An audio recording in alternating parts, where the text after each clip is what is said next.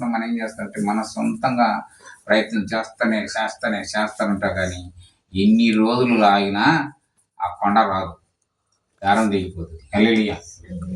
కనుక నువ్వు చేయాల్సిన ప్రయత్నము, నువ్వు దిగులు పడాల్సినంతా ఏంటిదంటే ఈ దారంలాగా నీ దిగులు, ఈ ఎంటికలాగా నీ యొక్క చింత పక్కన పెట్టేసి విశ్వాసం అనే ప్రార్థనతో దేవునికి నువ్వు ఒక విన్నపం వేస్తే ఆయన ఆ కార్యం చేస్తాడు. హల్లెలూయా.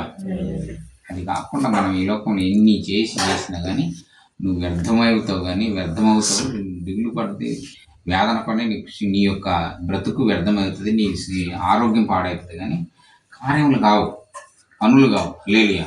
పని కావాలంటే ఏం చేయాలంటే దేవుని కాళ్ళు పట్టుకోవాలి, దేవుని స్తుతించాలి, దేవుని గణపరచాలి. ఆయన వాక్యాన్ని ప్రకారం నడుస్తుంటే మనకు తెలియకుండా దేవుడు చేస్తుంటాడు. హల్లెలూయా. ఆయన వాక్యం ఏంటంటే నీ చింత యావత్తు నా పైన మోపి, నీ భారమును నా పైన మోపి నన్ను స్తుతించమన్నాడు. మనం అట్లా కాదు, మనం ఏం చేస్తాం, భారం అంతా మన మీద పెట్టుకొని మనం దిగులు పడుతున్నాం. పెద్ద జ్ఞానవంతులాగా బలవంతులంగా మనం అన్నీ చేస్తామని అనుకుంటున్నాం. నువ్వు దేవుడి ఆజ్ఞ లేకుండా దేవుడి చిత్తంలోకి నువ్వేం చేయలేవు. ఎంత ప్రయత్నం చేసినా కానీ ఆయన చేసేటప్పుడు చేస్తాడు. హల్లెలూయా. ఆయన చేయకూడదంటే కూడా ఎవడు ఆపలేడు, ఆయన చెయ్యాలనుకుంటే ఎవడు ఆపలేడు, ఆయన చేయకూడదంటే ఎవడు ఆపలేడు.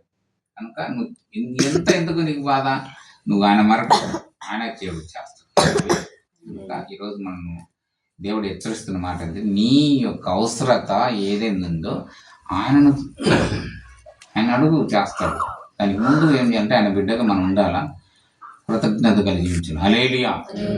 మన ఉదయకాలం మొదలుకొని ఇంతవరకు మనం సజీవంగా తిరిగి మన యొక్క గృహము మనం చేరుతుంది. మీకు తెలిసిన లేదో పక్షులు గూళ్ళకు చేరినాక అన్నీ అరుస్తుంటాయి. చూసిందా ఎప్పుడన్నా పక్షులు గూళ్ళు చేరినప్పుడు